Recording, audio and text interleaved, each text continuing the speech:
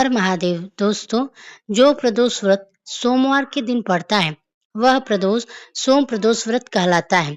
सोमवार भगवान शिव का दिन माना जाता है, अतः इस दिन प्रदोष व्रत होने से उसकी महत्ता और भी अधिक बढ़ जाती है।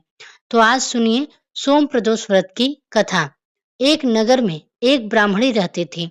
उसके पति का स्वर्गवास हो चुका था। उसका अब कोई आश्रयदाता नहीं था, इसलिए प्रातः होते ही वह अपने पुत्र के साथ भीख मांगने निकल पड़ते थे। भिक्षाटन से ही वह स्वयं व पुत्र का अपने पेट पालती।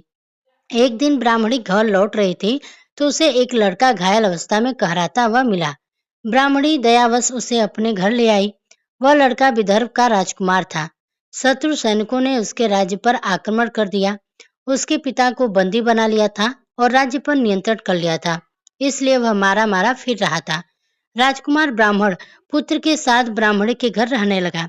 एक दिन अंशुमति नामक एक गंधर्व कन्या ने राजकुमार को देखा और उस पर मोहित हो गई।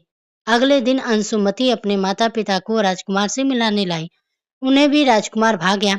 कुछ दिनों बाद अंशुमति के माता पिता को भगवान शंकर ने स्वयं स्वप्न में आदेश दिया कि राजकुमार और अंशुमति का विवाह कर दिया जाए।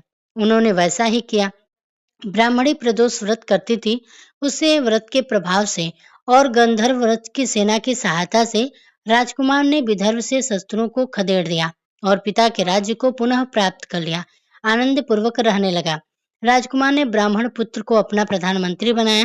ब्राह्मणी के प्रदोष व्रत के महात्म्य से जैसे राजकुमार और ब्राह्मण पुत्र के दिन फिरे, वैसे ही शंकर भगवान अपने अन्य सभी भक्तों के दिन फिरते हैं।